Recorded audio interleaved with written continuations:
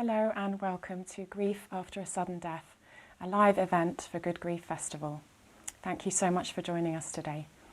My name's Dr. Lucy Salmon. I'm a Senior Research Fellow at the University of Bristol and the Founding Director of Good Grief Festival. And I'm really honoured to be joined today by Julia Samuel. Hello Julia, and thank you for joining us again. Delighted to be here, Lucy.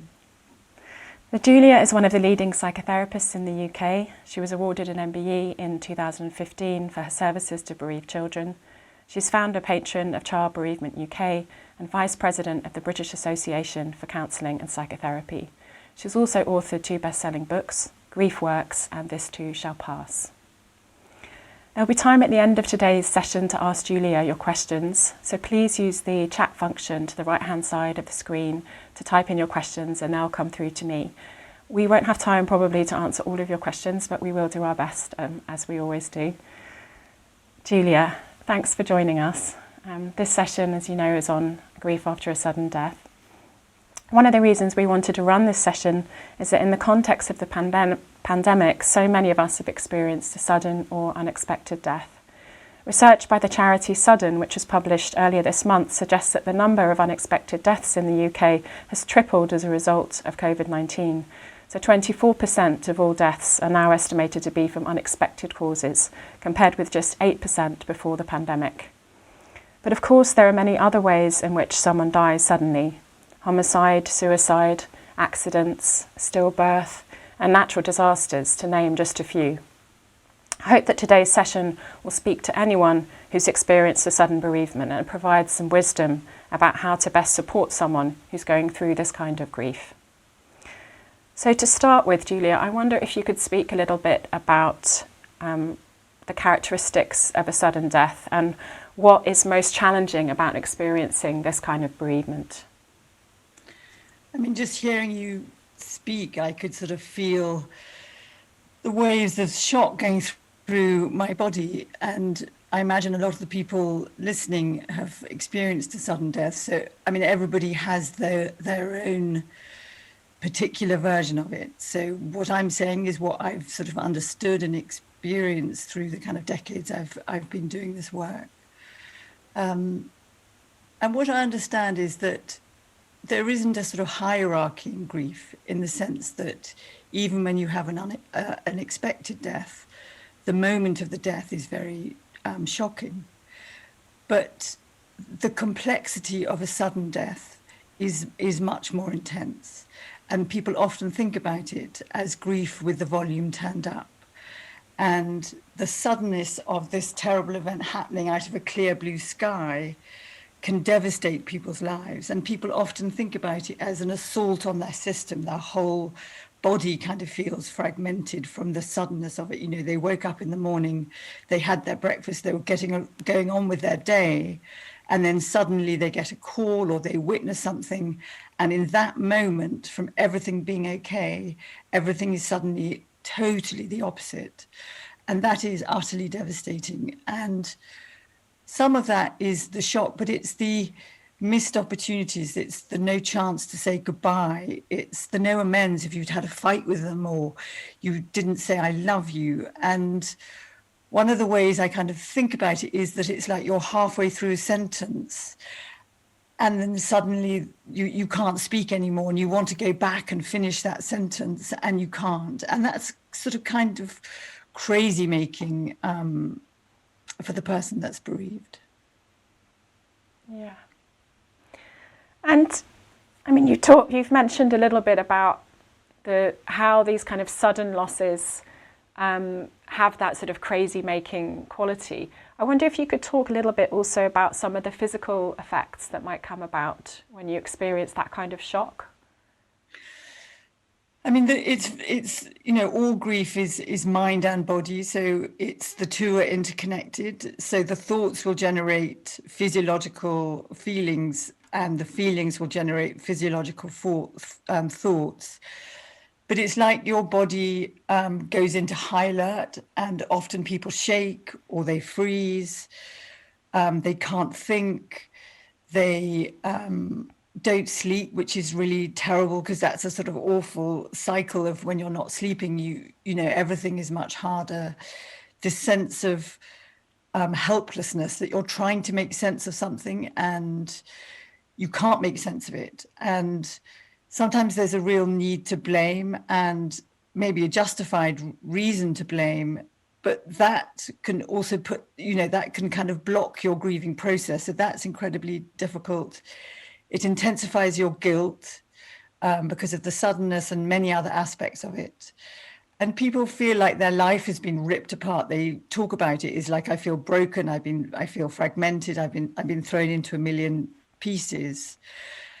And if it's a unexpected death, when it's a death out of time, so it's someone who you wouldn't expect to die, they're not, older in life, that tears up the rule book of life. So, you should never bury your child, or you shouldn't be burying someone who's, midlife or younger. So that all what you've trusted about life, that this is the progression of life, that gets torn up as well. And everything feels more frightening. So normal things, just like even crossing the road or going out the front door, because you've had this experience where suddenly something so devastating has happened to you, you can't not know that that can happen to you. So everything feels risky. So if you have another family member who's late because they're stuck in traffic, not something right now, but you're sure that they've died. So everything feels difficult and threatening.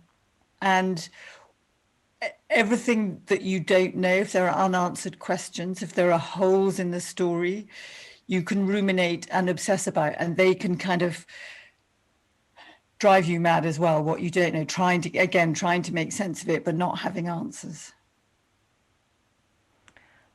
Thank you, Julia. And I just wanted to pick up on one particular point there that you mentioned about feeling fragmented. So I found this really nice quote by the author Sonali Dhirani-Yagala in her book Wave, which recounts her experiences of losing her children and her husband in the South Asian tsunami. And she writes, "And as the wind gusted against those windows, I saw how, in an instant, I lost my shelter. This truth had hardly escaped me until then, far from it. But the clarity of that moment was overwhelming, and I am still shaking. They would indeed be aghast to see the mess I am now. This is not me. This is not who I was with them." And I think this extract, it's so touching. And it's certainly something that I recognise through my own experience of loss, that you can feel like you've lost yourself and you're sort of at sea trying to, that you can't go back to who you were, but you don't yet know who you're becoming. And how sort of frightening that can be. I wonder if you could just reflect on that.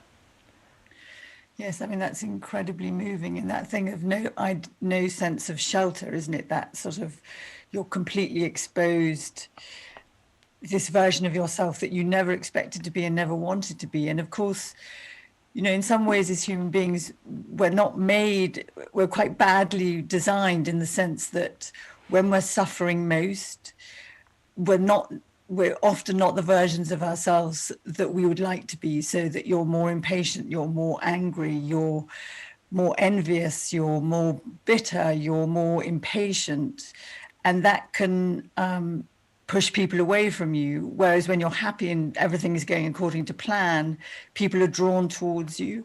So you can be this version of yourself that you never wanted to be, that you don't like, and want to kind of disown, but you have to find a way of befriending it and working out who you are now and kind of processing that. But also people may be frightened of you because you're being, difficult or demanding, or you're not taking on what they're offering you because you feel they don't understand you. And so that can be incredibly complicated. And shall I stop there, and then should we talk about PTSD and all of that? I think I've answered your question.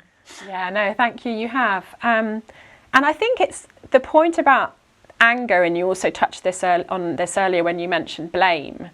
There are those sort of negative emotions that go along with grief. Grief isn't just about being sad and depressed. It's actually also about expressing your rage. Exactly, yeah.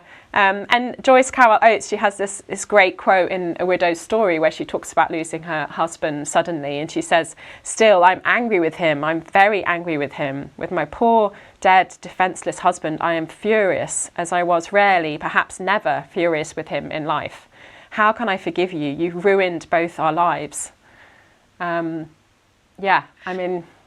And anger is an expression of hurt. It's like, "Ow, you're hurting me." And it's intended to be expressed. I mean, it's protective, as a kind of wired in us to be able to defend ourselves against under threat.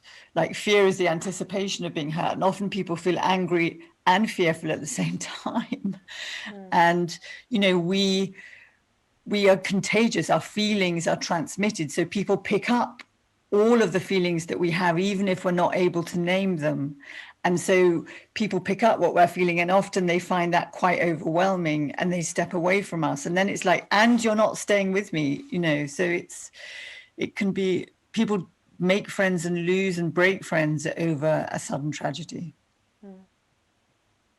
Yeah, and let's talk a bit more about post-traumatic stress disorder that you mentioned previously, because this is actually a specific condition or set of symptoms, isn't it? Yes, and I think it's much more likely in the COVID era because of the suddenness of the death, but also all the missed opportunities of not being able to say goodbye, not holding their hand, not having the normal rituals. And so the sort of DSM-4 definition of PTSD is if you have flashbacks, intrusion of memories, that feeling of panic for more than 6 to 8 weeks, then it's diagnosed as PTSD. And the PTSD is where the memory, where you get it because your system, your psychological system, is overwhelmed by the event, and it puts your whole system on high alert. And the memories or the images that you've imagined, if you weren't present, are in the amygdala. And they're like normal memories we can process, and they're kind of stored in the neofrontal cortex, and they don't bother us. Traumatic memories are like jagged memories that keep flashing up, and they are triggered by our senses: sight, sound, touch, and smell. So there's this kind of negative cycle that because they're so disturbing and you get this awful rush of panic when you have the image, you want to avoid them. So you kind of push them down and avoid them, but then they keep on intruding. And so that sets up a terrible kind of loop. And it can give you an overwhelming sense of vulnerability and lack of control. And people have nightmares. They feel increasingly more frightened, and it has a physiological effect. And I mean, if you look at the research on it, people who have unprocessed trauma that hasn't been treated, are much more likely to be addicts. They're much more likely to have complex grief. And so the outcomes for people with trauma that isn't treated, are quite negative. Yeah, thank you. I mean, it's a fascinating topic. I suppose, as someone who's experienced a sudden loss, I immediately think, I wonder if I've got any of that. But it sounds like it's quite an extreme condition. And I was reading that, based on studies from the London bombings, around 5% of those affected by a sudden or a shocking bereavement may go on to develop these kinds of symptoms. So it's not something that is inevitable, is it? I mean, I think there's a sort of changing attitude to trauma now. So PTSD, in the sense that you're talking about, say, from the Paddington crash or a car crash or having a stillbirth, where you have the flashing images and you try and block them in a sort of loop, trying to block the intrusion, and you feel like you're going mad, is the most sort of common, and the one I always worked with for the last 30 years. But what I'm understanding from people like Bessel van der Kolk is that there is trauma that is less, kind of the volume is turned down a bit, but actually it still interferes with our capacity to engage with life, to form relationships. So you may not have the flashing images, but it could underlie lots of other difficulties. So, you know, for you, I can't possibly know. You certainly don't seem to me like you have trauma, but I guess that one of the ways, if someone is listening, if they want to know whether they still have sort of a legacy of trauma in their system, is how do they manage under stress? Do they go from 0 to 100 very fast? Are they able to soothe themselves? Are they able to sort of form relationships and build trusting relationships? Do they have a lot of negative habits and behaviors that try and anesthetize intense feelings? And if the answer is yes to quite a lot of those, then if I was them, I would sort of talk to someone and see if they have trauma. The best evidence treatment for trauma is EMDR, eye movement desensitization reprocessing.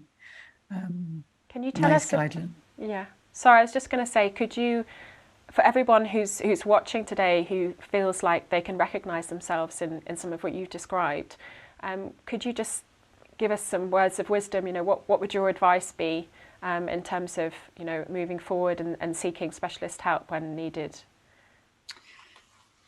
So, I mean, there are basic things that I think help anyone, whether you have trauma or not. That for hyperarousal, being vigilant, exercise really helps because it takes the stress, the cortisol out of your body and lowers it. And so you feel calmer. And if you do a combination of exercise, any kind of meditation, and say journaling, that will help regulate your system. For trauma, the other two best evidenced behaviors are dance, which I imagine most people won't want to be doing, or yoga. And there's a lot of online yoga places you can go, like Adrienne on YouTube. So I'd really recommend that. The thing with sudden and unexpected death, that is because of the complexity and all the things that we've talked about, the grieving process is likely to take longer than anybody wants, and you're likely to need more support. So kind of be aware for yourself what you're coping with, what you're kind of really examine yourself, what your needs are, and don't dismiss them. Kind of respect and value what your emotions are telling you. Emotions are transmitters of information, and the more you block them, the less you get your needs met. So meet your individual needs, who you are, not what other people expect of you, but sort of who you find yourself to be, given this has happened to you. And certainly the research shows, and I think Lucy would back this up, is that the earlier you get professional support, the better. But if you don't get professional support, do a lot of the things like, you know, we know all the evidence shows it's love and connection to others that most supports people when love dies. So, you know, make sure that you're getting the support you need. Often with trauma, people isolate because they can't face other people, because that kind of revs up their system. But that would, of course, you know, they'll deteriorate rather than improve.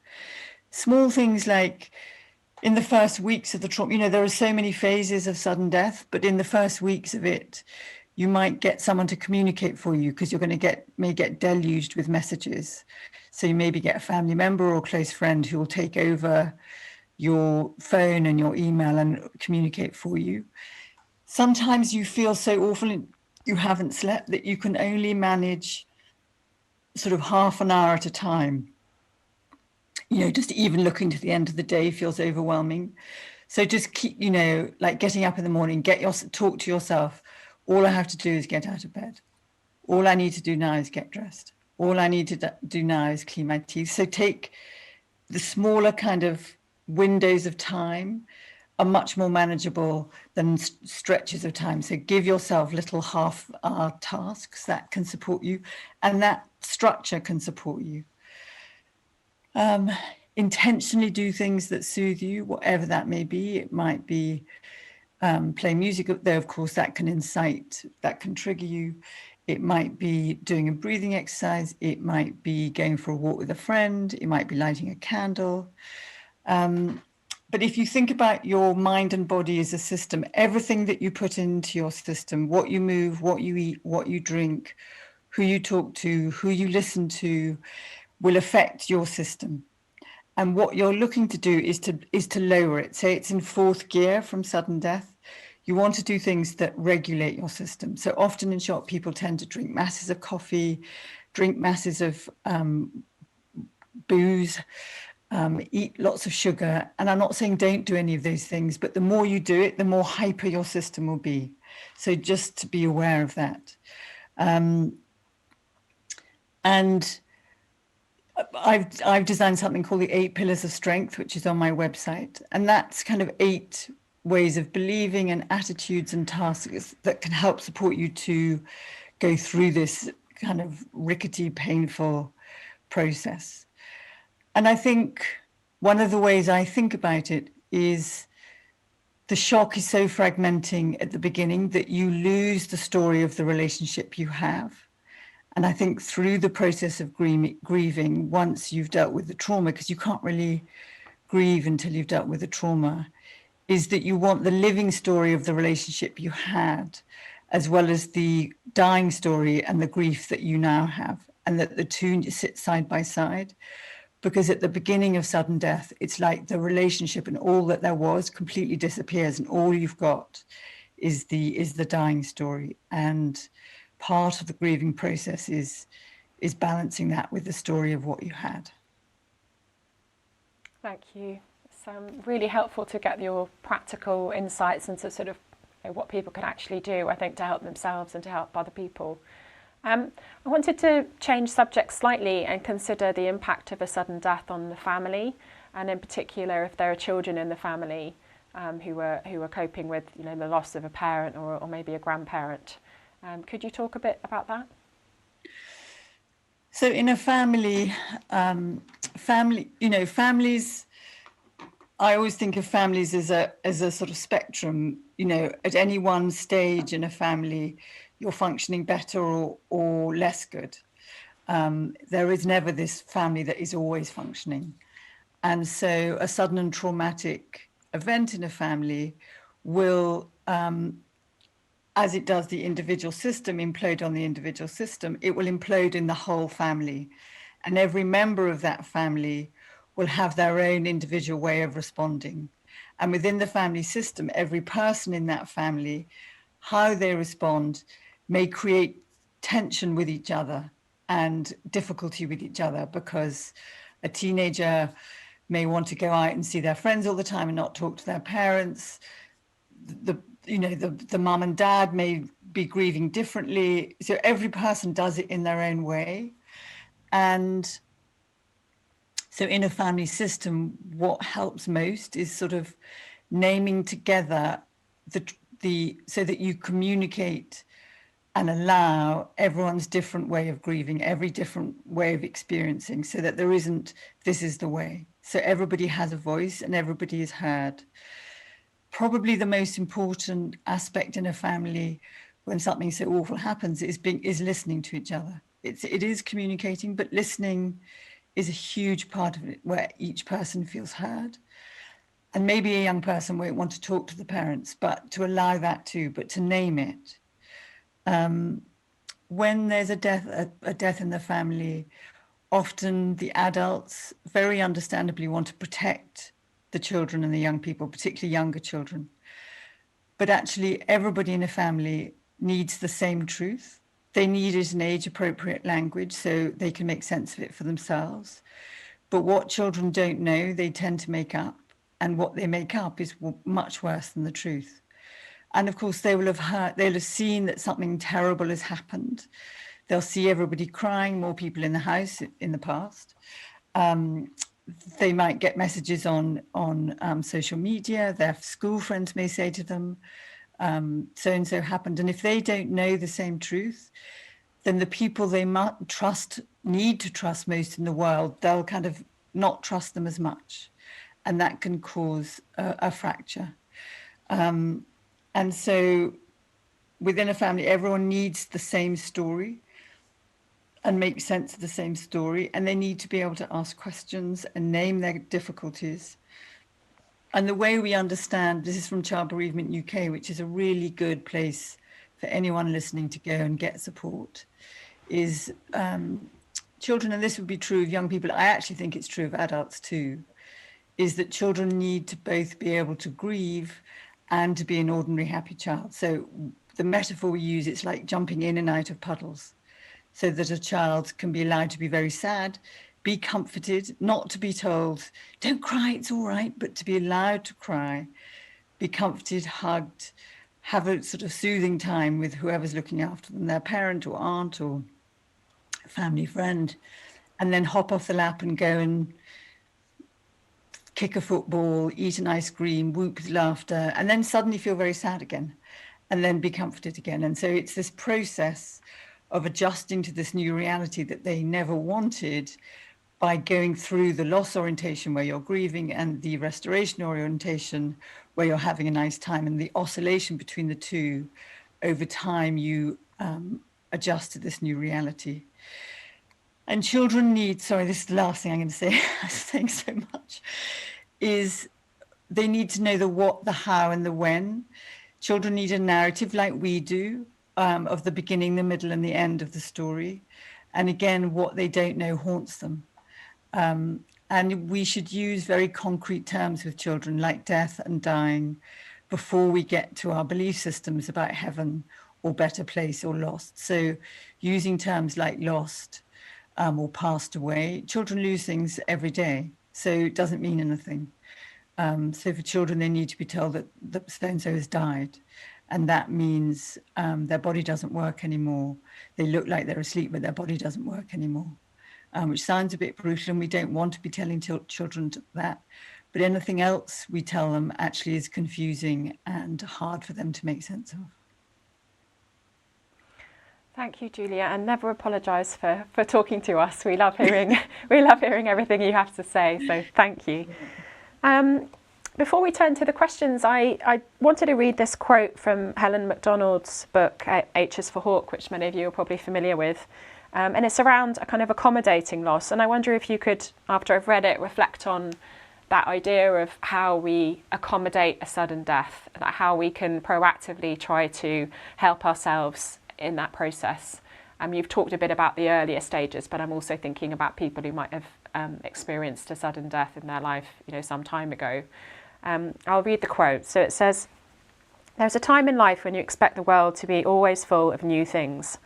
And then comes a day when you realise that that is not how it will be at all. You see that life will become a thing made of holes, absences, losses, things that were there and are no longer. And you realise too that you have to grow around and between the gaps." Such a beautiful way of putting it, isn't it? So many holes this year, my goodness. So the idea of accommodation it comes from Tonkin, the theorist. And what he talks about, it really resonates with me, the idea of accommodation, because, my parents' generation was very much forget and move on. You get over grief, you don't remember, you just move forward. And what we understand now is that our grief grows part of us, it changes us. And the process of grieving is the process of adapting to who we become, given that we have these holes, if you like, or these terrible losses that happen to us. And they become part of us and go with us as we kind of move forward in life. And even using the word forward can feel too much for people. So the idea of accommodation is that at the moment of the death, so when there is the sudden death, it's all you have. It's like your first waking thought, every thought that you have, every part of your being is the grief. It's everything. And then if you get the right support and you get the connection to people, and you do the things that enable you to grieve and express your grief, over time, the accommodation is that the whole stays the same. So the level of the loss is equal to the level of the love. And that doesn't change. but you build your life around the whole. One of the images that's used for is a fried egg. So you have the yolk in the middle is the loss, and that's all you have at the beginning. And then over time, you build the yolk. I'm not sure it's a very, very good metaphor, actually, having said it. But so the loss never goes, and actually you can revisit it 30 years later, and you can very much be viscerally connected to it, and it can feel like yesterday if you hear a particular song or have a particular smell. And the love for the person, the work of grieving is to adjusting to the reality where the person is no longer present, adjusting to the circumstances of the death, which can be very complex and very wounding, and finding a way of living again and loving again and building your life around that loss. So that is what accommodating is, if I've explained it right. Thank you. Yeah, no, you have. And I suppose it's a lifelong process, isn't it? I think sometimes people who perhaps haven't been bereaved, they sort of think of it as, a death happens and then the bereaved person kind of will kind of move through their grief, come to the other side, and the loss almost, won't have as much impact anymore, or somehow won't be as important to the bereaved person anymore. But actually what you're describing is that although your life grows around those gaps and holes in your life, the losses are still very much present. And that, I think a lot of the language around grief is moving forward, new chapters, your new normal, and they make sense in the sense that most of them want to engage with life again and kind of live their life and let themselves love again and engage with it. But it's always with the person that's died. So that accompanies them and changes them. It's not like you get over it or kind of move on from it. You integrate it and it becomes part of you. Thank you. And also people feel, I think particularly with the sudden death, it intensifies the need to hold on to the person that died because it was so out of the blue in this idea of this unfinished sentence. So there can be a feeling that you're betraying them and abandoning them, and you're not demonstrating to them the level of your love for them if you just turn around and move on with your life. So that can be more intense, that feeling with sudden death. Okay, thank you. We're going to turn now to some questions from the audience. The first question is from a woman who says, "My husband died suddenly last February on holiday from a heart attack. My teenage girls don't talk about him or want to hear me talking about him. Any advice?" I'm so sorry that your husband died so suddenly. I mean, my advice is that your teenage girls, in many respects, want to protect themselves from the pain of it. And the big motivator for young people is to be the same as their peers. They don't want to be these bereaved children.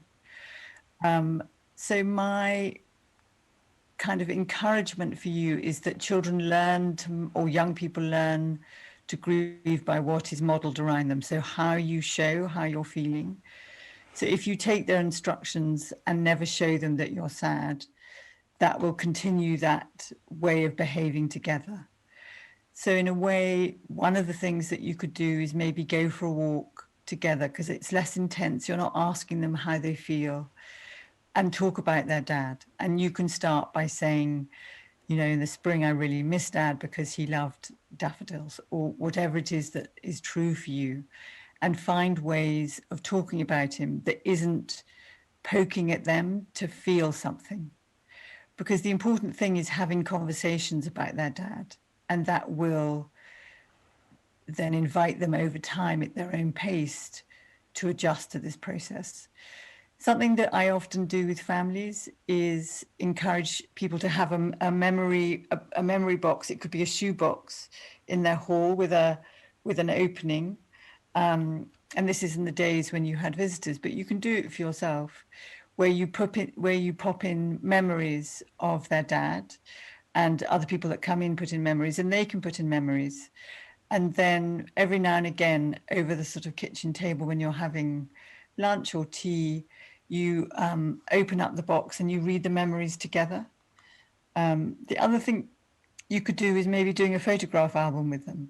So it's finding ways of connecting to him and touchstones to his memory, rather than trying to get them to tell you how they feel.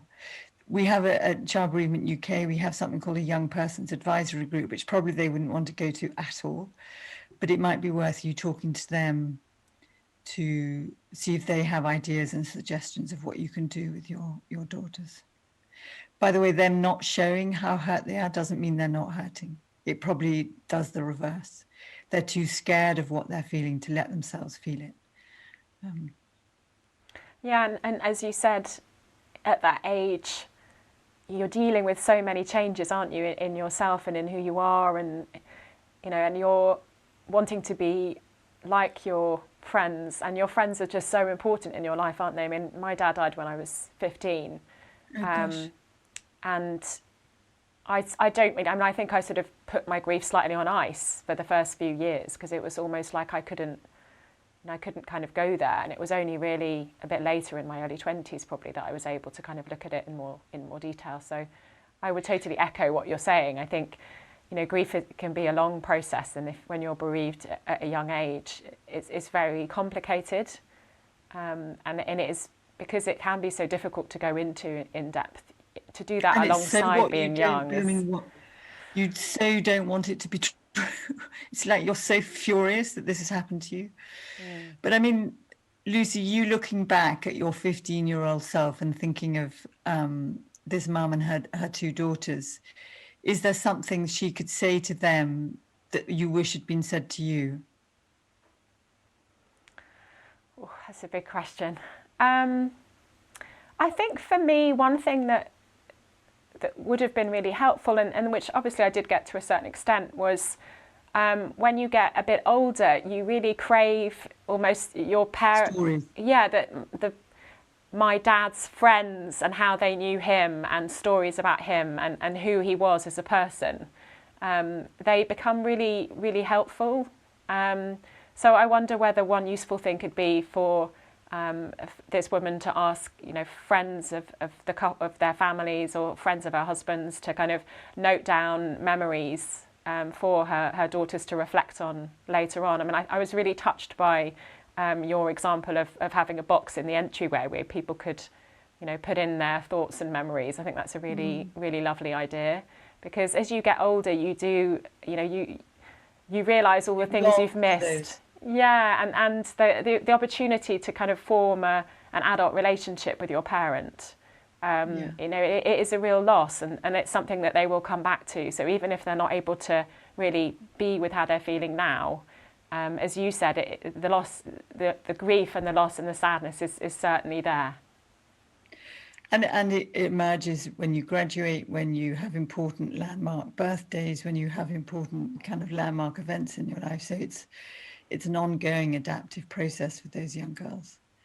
I think Facebook pages can be really good. Maybe they're a bit scary when people post things that you don't want.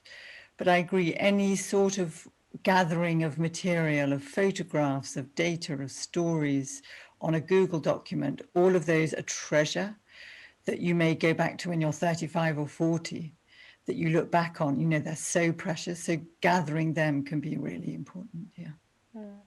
The only other thing that strikes me as well is that there's so much on social media now, on Instagram and other forums, with young people talking about their experiences. Yes. So it might be interesting for them. So Amber Jeffrey, who's part of the festival today, she's got her Instagram group, this grief gang, the Grief Gang. So, there's a huge community of other young people out there. And it might be that, if you've got teenage children, that they feel more comfortable interacting with their peers and being supported. Much more. Yeah, by their peers. So just something else to really consider. Good idea. Yeah. We're going to move on to some other questions now. And the next couple are really around kind of intrusive thoughts and images. So this person says, my mum died in a car crash. I wasn't there and have found the imagined images very powerful and scary. And someone else says, I would also like to hear Julia talk about difficult and intrusive images. My dad died by suicide in August, and I struggle with what I didn't see. So do you have any advice on dealing with these kind of imagined images? I'm so sorry that this happened to you both, and anyone that's listening that is experiencing this right now. To be honest, my best advice is to get EMDR, because that is the best treatment for intrusive images. There's a EMDR association where you can find an EMDR therapist. And what that does is it rewires, so the jagged memory stays on alert until it's processed, until the distress comes out of the body. And what EMDR does, by the bilateral tapping or the eye movement, it connects the left brain with the right brain. So it reconnects your neural pathways so that your thinking part of the brain can inform the shocked, flashing images part of the brain. And then you can store those memories. It doesn't take away the wound or the loss. It doesn't remove the image, but it takes the distress out of the image so that you can live with it without the sort of shuddering and the physiological shock of it. On my Instagram account, I do a lot of EMDR soothing tools that you can have. So there's a safe place, that really works. There's a container image that can work. And there's a television image. So all of those are on my Instagram, which are things that are used to help soothe you when you have intrusive thoughts or images, if you can't, for whatever reason, get an EMDR therapist for yourself. Thank you. And someone else has commented, my husband died suddenly 33 years ago when I was expecting our first baby. I've now been diagnosed with PTSD and started EMDR. I still feel so trapped and engulfed in grief after all this time. Have you any advice? I mean, I'm so sorry. And I'm sorry maybe the EMDR has worked. I guess that if I was working with you, I would try and kind of uncover with you what it is that's blocking you. What are the traps? Are the traps the messages you're telling yourself? Are the traps actual kind of barriers to you engaging with your life? I would look with you, given that you've named those, where you can go and what you can do to support yourself better, to manage them. Often how we conceive of what's happening to us and how we frame it in our mind and our thinking has an enormous influence in our outcomes. So I wonder what messages you're telling yourself. I wonder whether you are asking for the help that you need from the people closest to you. Do you feel more isolated now? Have you kind of lost friendships through this? I mean, I'm guessing, I'd like to meet you so I could talk more, so we could kind of go into it more, but that's where I'd start. Thank you. And please do reach out to not only the people around you, but do consider getting expert help if you're struggling with any of these issues. Yeah, there's Marie Curie. If you go to our resources webpage, there's a lot of different organisations out there as well. So please do that. This is a very sad story, or as so many of these are, but our daughter Cleo was tragically killed in a car crash on the 20th of February 2017, and she was 29. I'm particularly worried about Sarah, Cleo's only and older sister. Sarah and Cleo were very close, and Sarah felt she was Cleo's protector, and she's burying her grief deep down. How can I help? I'm so sorry for all of you. Yes, I'm sure that she was her wingman, and she kind of lost her partner in crime, when your sibling dies, and with all the memories that you share. I mean, the thing that I'm wondering about, is she protecting you from what she's feeling?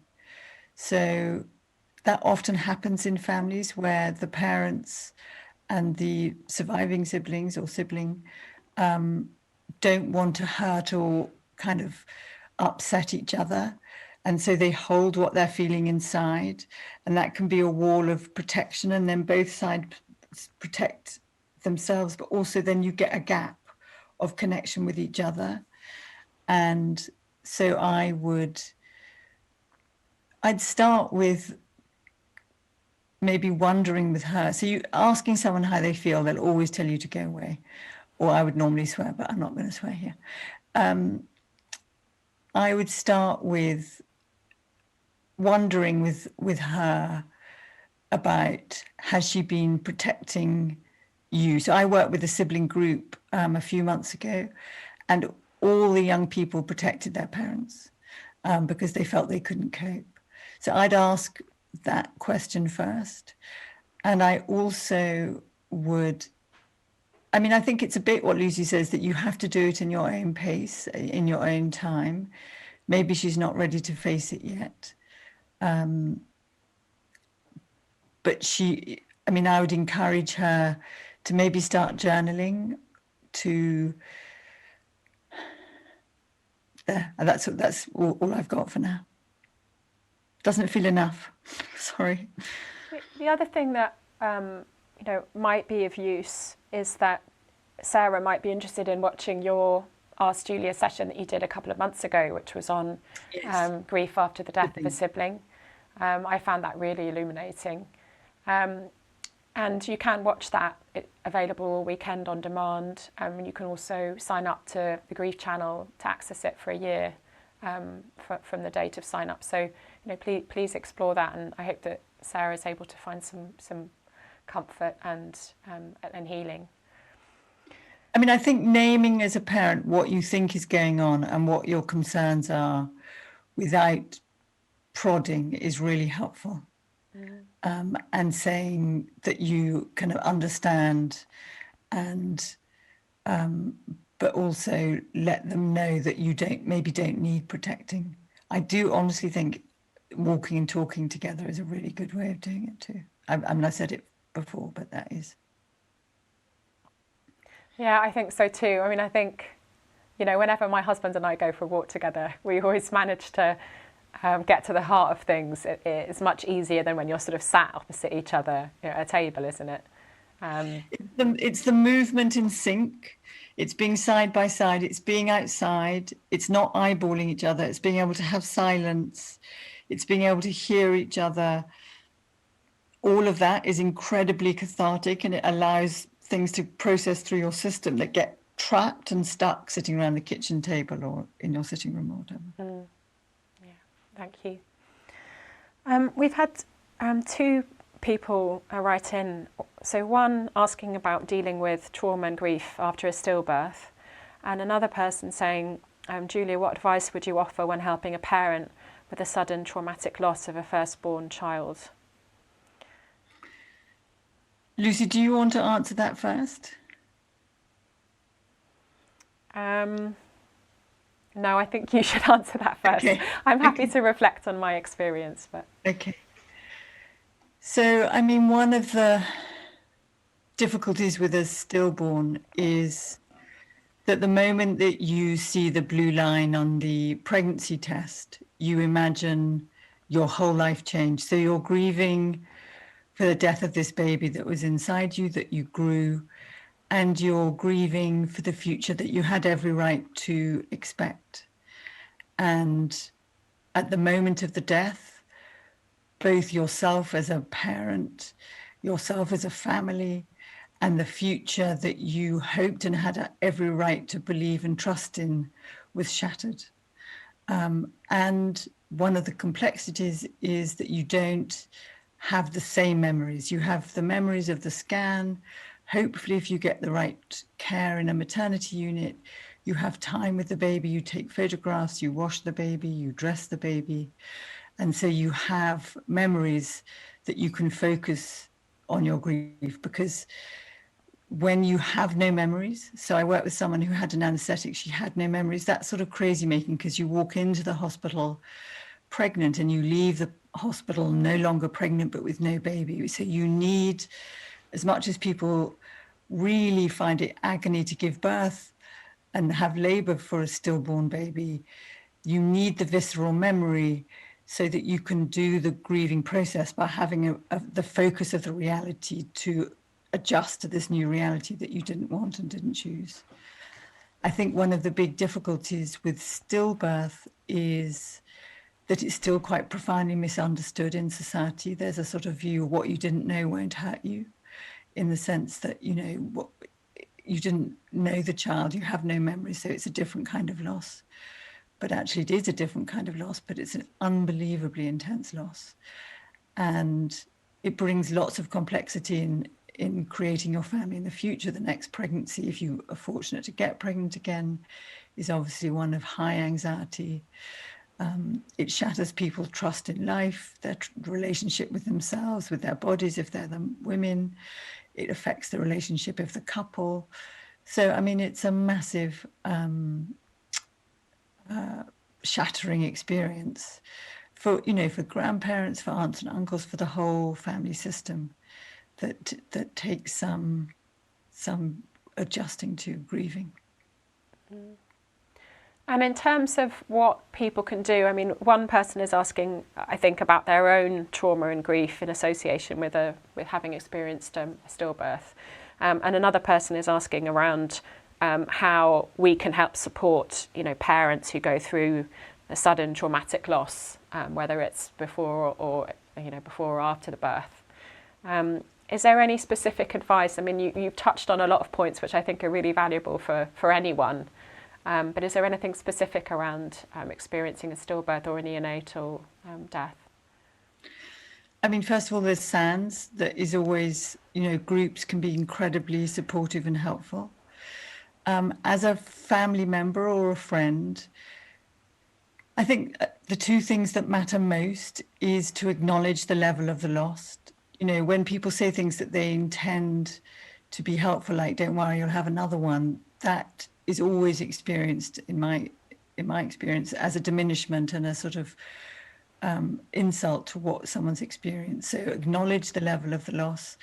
And probably the best thing you can do is listen. I think that's the key to all communication, is really listen. And you don't have to know stuff. All you have to do is talk to the person, your family member or friend, and say, I'm so sorry this has happened to you. I really want to help, and then actually help. So sending text saying, let me know if there's anything I can do, really is too empty. You know if you're a close friend or a distant friend. So a distant friend, you can drop round lasagna, you can pop in flowers, you can kind of show up a bit later. But in the first months after the death, if you're a close friend, you need to show up and help with the other children, sit with them and eat soup. Right now, it would be sitting in a car, in a park.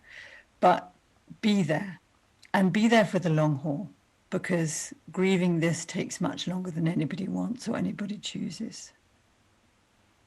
Thank you.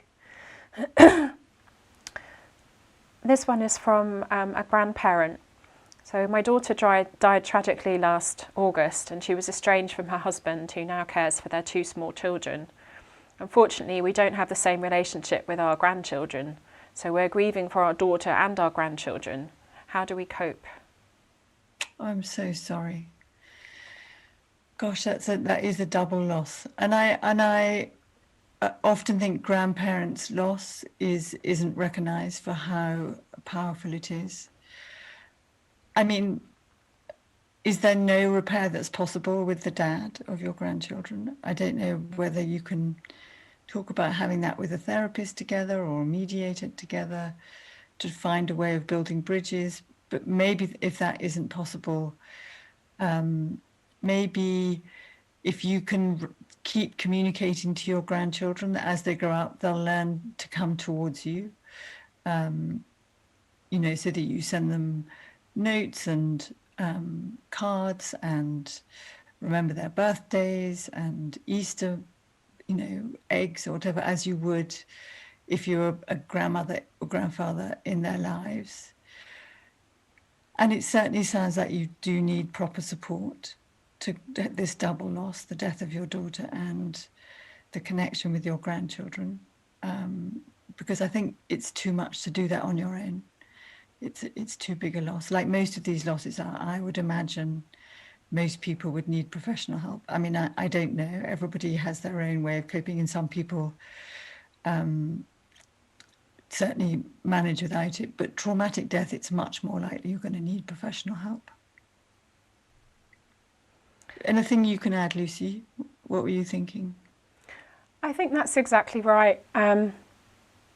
I suppose I would really point, what's coming up for me in this session is the huge range of different types of grief experiences there are, which are sudden and unexpected. So I would point people to the grief school sessions, which are all available on demand throughout the weekend.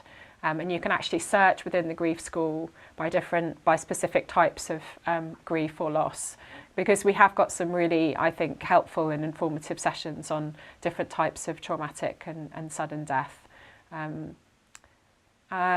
Yeah. And I would add that, I'm glad people have joined this community, because I think one of the biggest things about these losses is the sense of alienation, that you've been thrown onto this alien planet that you don't have a map for and you don't know who you are. And a way of finding yourself back into the driving seat of your life is by being in this community with people who understand and know each other and can support and forge connections and friendship and communication and support each other in a way that sometimes, those that aren't bereaved, it's too difficult to do.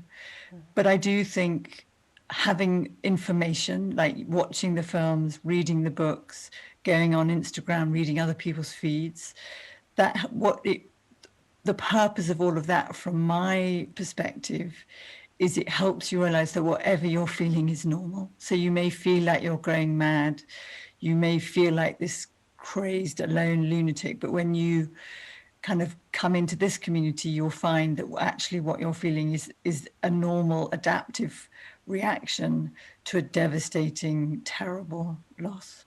Mm-hmm. And one of our final comments that I wanted to just raise kind of mentions this, how difficult this can be. This person says, "This session is making me feel like someone's ripped off my scars. How do you deal with the ongoing rawness?" And I think from my perspective, I just think, this information, the resources are out there. There's a community out there. You're the only one who knows how you feel, and you need to take it step by step and protect yourself and delve in as much as you can now in a way that's going to be helpful for you. But please don't re-traumatize yourself by forcing yourself to be with such difficult experiences and emotions if it's not the right time for you. And do things that intentionally soothe yourself. So again, know yourself and don't distract yourself, and don't put yourself into places that re-traumatize you. Or if you have done, like today, if it's brought up so much rawness for you, do the things that I'm sure you have 3 or 4 things that you will always go to that soothe you. The English one is making a cup of tea, but maybe it's making a cup of tea. Maybe it's going for a walk. Maybe it's buying some flowers. Maybe it's doing some gardening. Maybe it's playing with your dog. Maybe it's talking to your best friend. Maybe it's doing a breathing exercise. But I think all of us through life, but certainly grieving through life, should create our own first aid kit of tools that we can use regularly to soothe ourselves. Because once we've been bereaved, we are no longer kind of innocent. That blissful ignorance of bad things don't happen to me, they happen to other people, no longer is true for us. We know that bad things happen to us, and we know that they can happen again. So every time you're faced with a bad experience, it sort of goes to that same place. A new loss will always bring back a previous loss. So it's learning to find ways of both allowing yourself to explore and express how you feel, because as you do that, you adjust to this reality a little bit more, but also intentionally doing things that are self-compassionate, that soothe you, that help you, so that you can manage the levels of pain that come through your system. People are suffering, and you can't stop the storm that comes through you. That isn't in your gift. What you can do is build your resilience and ways to manage with the storm as it comes through your system so that you can survive it. And through the end, over a process of time, a long time, you can even thrive. Thank you so much, Julia. I think that's a great place to end. I'm just so grateful for you joining us today and for sharing your wisdom. I know on your Instagram page you've got a lot of other advice and resources for people, so please do go and have a look at that. And thank you all so much for joining us today. And thank you, Lucy, for being the founder of this amazing organisation and doing this work. I think it really helps support and change people's lives, and I feel very proud to be part of it. Oh, I do hope so, and thank you so much for joining us and for being part of this, Julia. And thank you, everyone listening. Oh my goodness, it's so painful. I wish we could all be in a room together and give each other a hug now. So I hope all of you can go and get a hug for yourselves having listened to this. Sending virtual hugs and enjoy your cup of tea.